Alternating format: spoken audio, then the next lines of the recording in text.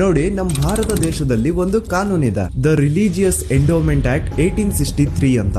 Basically ಈ ಒಂದು ಕಾನೂನು ಏನ್ ಹೇಳುತ್ತೆ ಅಂತಂದ್ರೆ, ಭಾರತದಲ್ಲಿ ಯಾವ್ದೆಲ್ಲ ಹಿಂದೂ ಟೆಂಪಲ್ಸ್ ಇದಾವೋ ಅವೆಲ್ಲ ಗವರ್ಮೆಂಟ್ ಪ್ರಾಪರ್ಟಿ. ಆ ಹಿಂದೂ ಟೆಂಪಲ್ಸ್ ನ ಮ್ಯಾನೇಜ್ಮೆಂಟ್ ಎಲ್ಲ ಗವರ್ಮೆಂಟ್ ಕೈಗೆ ಹೋಗಿ ಗವರ್ಮೆಂಟ್ ಡಿಸೈಡ್ ಮಾಡುತ್ತೆ ಆ ಮ್ಯಾನೇಜ್ಮೆಂಟ್ ಅಲ್ಲಿ ಯಾರ್ ಕೆಲ್ಸಕ್ಕೆ ಇರಬೇಕು, ಯಾರ್ ಕೆಲ್ಸಕ್ಕೆ ಇರಬಾರ್ದು, ಅಂಡ್ ಆ ಟೆಂಪಲ್ ಇಂದ ಬರ್ತಿರುವಂತಹ ಡೊನೇಷನ್ ಅಮೌಂಟ್ ನ ಏನ್ ಮಾಡ್ಬೇಕು ಅಂತ. ಸೊ ಈ ಒಂದು ಕಾನೂನಿನ ಪ್ರಕಾರ ಗವರ್ಮೆಂಟ್ ಇಂಡಿಯಾದಲ್ಲಿರುವಂತಹ ಆಲ್ಮೋಸ್ಟ್ ಎಲ್ಲಾ ಹಿಂದೂ ಟೆಂಪಲ್ಸ್ ನ ತನ್ನ ಕಂಟ್ರೋಲ್ ಅಲ್ಲಿ ತಗೋತಾ ಇರ್ಬೇಕಾದ್ರೆ ಗವರ್ಮೆಂಟ್ ಅಫಿಷಿಯಲ್ಸ್ ಧರ್ಮಸ್ಥಳ ಶ್ರೀ ಮಂಜುನಾಥ ದೇವಸ್ಥಾನಕ್ಕೂ ರೀಚ್ ಔಟ್ ಮಾಡ್ತಾರೆ. ಅಂಡ್ ಆಗ ಇಷ್ಟು ದಿನ ಟೆಂಪಲ್ ನ ಕಂಟ್ರೋಲ್ ಮಾಡ್ತಿದ್ದಂತಹ ಆ ಗೌಡ್ರು ಕುಟುಂಬ ಏನ್ ಹೇಳುತ್ತೆ ಗೊತ್ತಾ, ಇಲ್ಲ ಇಲ್ಲ ಇದು ಹಿಂದೂ ಟೆಂಪಲ್ ಅಲ್ಲ, ಇದು ಜೈನ್ ಫ್ಯಾಮಿಲಿಗೆ ಬಿಲಾಂಗ್ ಮಾಡುವಂತಹ ಒಂದು ಪ್ರೈವೇಟ್ ಟೆಂಪಲ್ ಅಂತ ಹೇಳ್ತಾರೆ. ನಾನ್ ಇಷ್ಟು ದಿನ ಧರ್ಮಸ್ಥಳ ಶ್ರೀ ಮಂಜುನಾಥ ದೇವಸ್ಥಾನ ಒಂದು ಹಿಂದೂ ಟೆಂಪಲ್ ಅಂತ ಅನ್ಕೊಂಡಿದ್ದೆ, ಆದ್ರೆ ಈಗಷ್ಟೇ ನನಗೂ ಗೊತ್ತಾಗಿದ್ದು ಇದು ಹಿಂದೂ ಟೆಂಪಲ್ ಅಲ್ಲ, ಇದು ಒಂದು ಜೈನ್ ಫ್ಯಾಮಿಲಿಗೆ ಬಿಲಾಂಗ್ ಮಾಡುವಂತಹ ಪ್ರೈವೇಟ್ ಜೈನ್ ಟೆಂಪಲ್ ಅಂತ.